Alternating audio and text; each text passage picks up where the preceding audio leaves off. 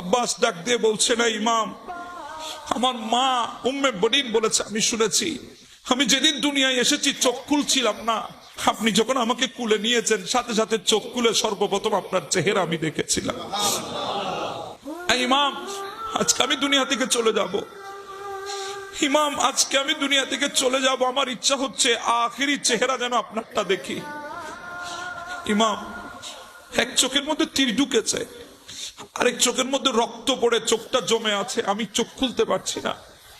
ইমাম, আমার কাছে হাত নাই ওই রক্তগুলো পরিষ্কার করার জন্যে।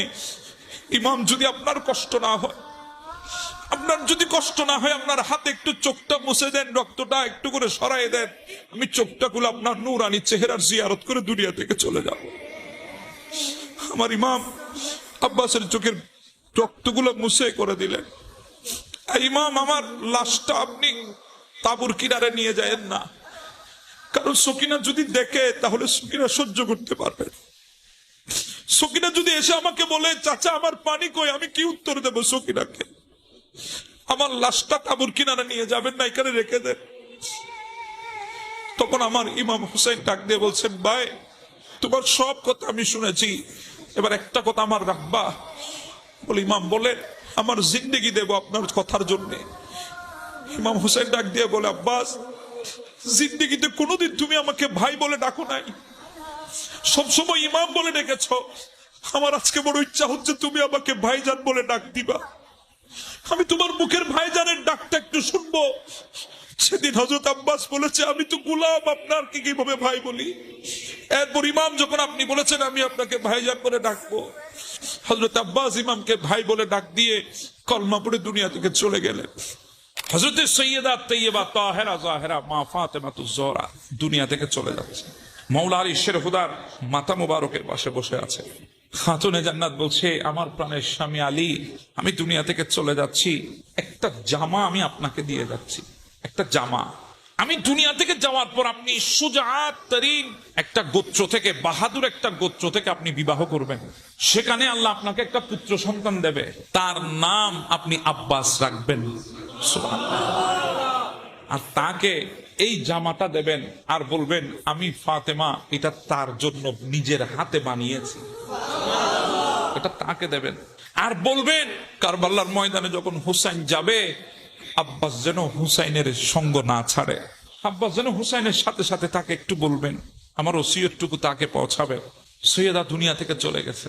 সৈয়দা যখন দুনিয়া থেকে চলে গেলেন, কিছুদিন পর হযরতে মাওলা আলী শেরহুদা কাররামাল্লাহু তাআলা ওয়াজহাহুল কারীম সৈয়দার এই কথাটা নিজের ভাই হযরতে আকিলের সাথে শেয়ার করেছেন। ভাই আকিল, রাসূল কারীমের কলিজার টুকরা হাসনাইনে কারীমাইনের মা সৈয়দা তৈয়বা তাহেরা আমাকে এই কথাটা বলেছে।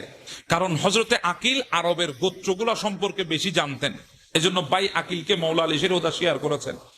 হযরতে আকিল বলছেন, ভাই সুজা তরিন বাহাদুর গোষ্ঠী এই গোটা আরবের মধ্যে দুইটা আছে, একটা হচ্ছে কবিলায়ে হাশেম আর একটা হচ্ছে কবিলায়ে কিলাব। কবিলায়ে হাশেমের মধ্যে আমরা হাশেমি বংশ, আর কবিলায়ে কিলাব আরেকটা গোত্র আছে। ওই কবিলায়ে কিলাবের মধ্যে একজন সর্দার আছে, ওই সর্দার এমন এক সর্দার, বড় বাহাদুর সর্দার, যার নাম হচ্ছে হিজাম ইবনে খালেদ। অনেক বাহাদুর হিজাম ইবনে খালেদ। গোটা কবিলায়ে কিলাবের মধ্যে তার এত বাহাদুরি, যে কোনো সাহসী বান্দা হোক, বাহাদুর যোদ্ধা হোক, সে কিছুদিনের জন্য হলেও তার কাছে গিয়ে কিছু যুদ্ধের রণকৌশল শিখে। এত বড় বাহাদুর সে। আর ওই বনু কিলাব এত বড় বাহাদুর কবিলা, এরা কোনোদিন নিজের পশুগুলাকে রশি দিয়ে বাঁধতেন না, ওনাদের পশুগুলাকে ছেড়ে রাখতেন। কারণ যতই শক্তিশালী পশু হোক, এরা মুহূর্তের মধ্যে নিজের বাহুর শক্তিতে এগুলাকে কাবু করে ফেলতে পারতেন। এমন সাহসী কবিলা, কবিলায়ে কিলাব। বলে ওই কবিলার সর্দার যিনি হিজাম, ভাই আলী আমি ওনার কাছে যাব, আপনার পক্ষ থেকে প্রস্তাব নিয়ে দেখি উনি কোনো একটা ব্যবস্থা করতে পারবেন। আর আমি যদ্দূর জানি ওনারও একটা মেয়ে আছে, আমি যদ্দূর জানি, যাব আমি আজকে প্রস্তাব নিয়ে। এদিকে হযরতে আকিল আসতেছেন হযরতে হিজাম ইবনে খালেদের ঘরে। আর ওইদিকে হিজামের একটা মেয়ে ছিল, ওনার নামও ছিল ফাতেমা। ওনার নামও কি ছিল? ফাতেমা বিনতে হিজাম। ওনার কাছে প্রস্তাব নিয়ে আসতেছেন। ফাতেমা বিনতে হিজাম রাতের বেলায় ঘুমিয়েছেন, ঘুমের মধ্যে হঠাৎ স্বপ্ন দেখতেছেন আসমান থেকে একটা চাঁদ ওনার হাতে রাখা হয়েছে। আসমানের কিছু নক্ষত্র আসমান থেকে ওনার কুলের উপরে রাখা হয়েছে, 3টা তারকা ওনার কুলে, চাঁদ হাতে। উনি স্বপ্ন দেখেছেন, ঘুম ভেঙে গেছে, ঘুম থেকে উঠে পরিবারদের সাথে স্বপ্নটা বলছিলেন। ঠিক ওই মুহূর্তে হযরতে আকিল ঘরের দরজায় উপস্থিত। হিজাম ইবনে খালেদ ঘরের দরজা খুললেন। হিজাম মহাখুশি, কারণ হাশমি বংশের নওজোয়ান মৌলা আলী শেরহুদার বাই রসুলের ঘরানা আজকে ঘরে তশরিফ এনেছে। বলে, হিজাম ইবনে খালেদ, আমি আপনার কাছে একটা প্রস্তাব নিয়ে এসেছি। কি বলেন? আমার কাছে আসেন তাড়াতাড়ি ভেতরে। আসলেন, বসালেন। কি প্রস্তাব? বলে, আপনার একটা মেয়ে আছে, আমি যদ্দূর শুনেছি আপনার মেয়ে ফাতেমা বিনতে হিজাম। বলে, হ্যাঁ, আমি এসেছি আমার ভাই আলীর জন্য আপনার মেয়ের বিবাহের প্রস্তাব নিয়ে।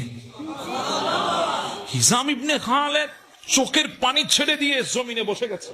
হযরতে আকিলের পায়ের মধ্যে হাত রেখেছেন, হাত রেখে বলছে, এত যোগ্যতা হিজামের কোত্থেকে?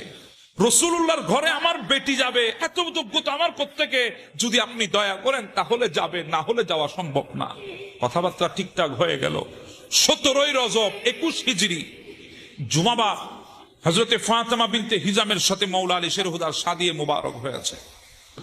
মৌলা আলীর সাথে যখন হযরতে ফাতেমা বিনতে হিজাম রওনা হলেন, মৌলা আলী শেরহুদার ঘরের চৌকাঠে গেলেন। ফাতেমা বিনতে হিজাম পেছনে ফিরে রাসূলুল্লাহর গম্বুজের দিকে তাকিয়ে আল্লাহ দরবারে হাত তুলে শুকর আদায় করেছেন। ইনি বড় আবেদ ছিলেন। ফাতেমা বিনতে হিজাম বড় আবেদ ছিলেন, বড় নেককার ছিলেন, ইবাদতকারী ছিলেন, আলে রসুলকে বেশি মহব্বত করতেন। ঘরের চৌকাঠে দাঁড়িয়ে আল্লাহ দরবারে সিজদা দিয়ে শুকর আদায় করেছেন। মৌলা আলীকে বলছেন, হে আমার প্রাণের স্বামী, এই ঘরের মধ্যে ইমাম হাসান আর হুসাইন থাকে, জয়নাব বিনতে ফাতেমা থাকে। আপনি আল্লাহর ওয়াস্তে আমাকে ফাতেমা বলে ডাকবেন না। যদি ফাতেমা বলে ডাকেন তাদের অন্তরে লাগবে, কারণ তাদের মায়ের নামও ফাতেমা। আর কোথায় খাতুনে জান্নাত, আর আমি কোথায় ফাতেমা বিনতে হিজাম? আমার এই যোগ্যতা কোথায়? আমার বাবা তো রাসূলুল্লাহকে বেশি মহব্বত করতেন, এজন্য রাসূলুল্লাহর কলিজার টুকরা মেয়ের সাথে নাম মিলিয়ে নিসবতে আমার নাম রেখেছেন শুধুমাত্র বরকতের জন্য। আমার যোগ্যতা কই ফাতেমা হওয়ার? আমার তো যোগ্যতা নাই, এজন্য আমাকে ফাতেমা বলবেন না। তখন মৌলা আলী শেরহুদা অবাক দৃষ্টিতে তাকিয়ে আছেন তার চেহারার দিকে, আর বলছে, ফাতেমা বিনতে হিজাম, আমি আজকে থেকে তোমাকে আর ফাতেমা বলবো না, উম্মে বনিন বলবো, বাচ্চাদের মা বলে ডাকবো। সুবহানাল্লাহ। উম্মে বনিন মানে কি? বাচ্চাদের মা। আমি বাচ্চাদের মা বলে তোমাকে ডাকবো। 22 হিজরি 4 শাবান মৌলা আলী শেরহুদা আর ফাতেমা বিনতে হিজাম উম্মে বনিনের ঘরের মধ্যে একটা পুত্র সন্তান জন্ম নিয়েছেন। মৌলা আলী শেরহুদা তার নাম রেখেছেন আব্বাস।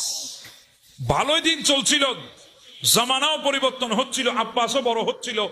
আব্বাস যখন বড় হলো, মৌলা আলী শেরহুদা একদিন ডাক দিয়ে বলে, আব্বাস বেটা এদিকে আসো, তোমাকে আমি একটা আজকে উপহার দেব, যেটা আমি আমানত দেখেছি অনেক বছর। বলে, বাবা কি উপহার? বলে, এই জামাটা তোমাকে দেব। তুমি জানো এই জামাটা তোমাকে কে দিয়েছে? কার হাতে এই জামাটা তোমার জন্য সেলাই করেছে? বলে, না বাবা, আমি তো জানি না। বলে, এটা রাসূলুল্লাহর বেটি খাতুনে জান্নাত সাইয়্যিদা তাইয়্যিবা ফাতেমাতুজ জোহরা নিজের হাতে তোমার জন্য সেলাই করেছে, তোমাকে দেওয়ার জন্য আমাকে আমানত রেখেছে। আজকে তুমি এই জামার উপযুক্ত হয়েছো, আমি তোমাকে দিলাম। বেটা, একটা ওসিয়ত তোমাকে শোনাবো। সৈয়দা ফাতেমা আমাকে বলেছিল, আমি সেটা তোমাকে শোনাবো। বেটা, কোনোদিন হুসাইনের সঙ্গ ছাড়বা না, হুসাইনের সঙ্গে সঙ্গে থাকবা। হায় মা উম্মে বনিন সন্তানদেরকে ওসিয়ত করেছে, হে আমার সন্তানেরা শোনো, যদিও বা হাসনাইনে কারিমাইন তোমাদের ভাই, কিন্তু খবরদার কোনোদিন তাদেরকে ভাই মনে করবা না শুধু, কারণ এরা রাসূলুল্লাহর কলিজার টুকরা, এরা সৈয়দার সন্তান, তৈয়বার সন্তান, তাহেরার সন্তান, সৈয়দা শাবাবে আহলিল জান্নাহ। এরা, এদেরকে ভাই মনে করবা না, এদেরকে ইমাম মনে করবা, নিজেদেরকে খাদেম মনে করবা।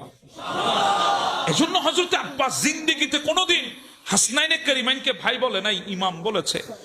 আর ইমাম হোসেনের সাথে আব্বাস এমন ভাবে ছিলেন, ইমাম হোসেনকে একটা সেকেন্ডের জন্য একা আব্বাস ছাড়তেন